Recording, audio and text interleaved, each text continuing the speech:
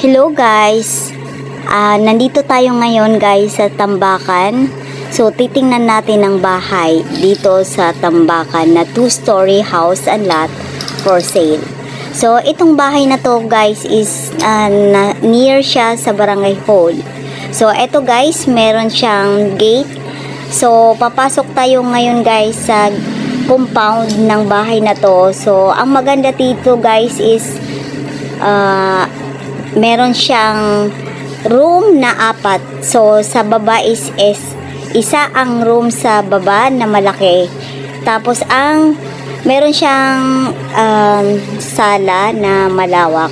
So at kitchen guys. So ang nakikita natin guys is kitchen. So actually guys, itong bahay na to is 109 square meter, 2-story with 4 rooms and balcony. So guys, meron siyang kitchen na standard, tapos complete or clean title siya guys. So andito pa rin tayo sa sala guys. At ang maganda dito, yung may-ari is 1.5 million daw, pero negotiable pa yung price. So yung may mga mga upuan. So eto guys, sabi niya is possible na ibigay niya sa atin kung sakasakali. So ayan guys, narito pa rin tayo sa sala guys. So maganda siya guys, pero yung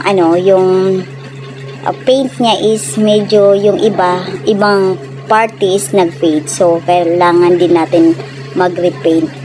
So eto guys, papunta na tayo sa second floor guys. So ang nakikita natin is second floor guys. Meron din siyang sala, tapos tawag dito, meron siyang 3 room. Yung 2 room guys is standard ang size, at yung isa is malawak guys. So ayan guys, nakikita natin yung room guys. Etong bahay na to guys is yung may-ari is doon siya nagstay sa Marawi. So kaya walang katao-tao dito guys. So binibenta niya kasi hindi naman niya tinitirhan. So ayan guys, meron siyang terrace at overlooking pa guys. So nandito pa rin tayo sa room ng second floor. So ayan na guys yung papunta sa terrace.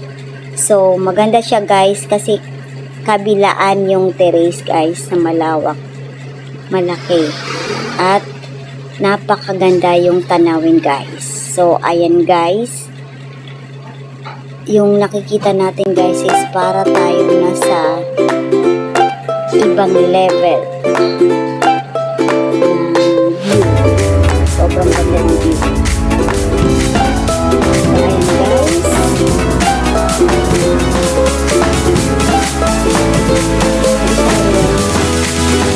actually guys, 3 room sa taas at 1 room sa baba.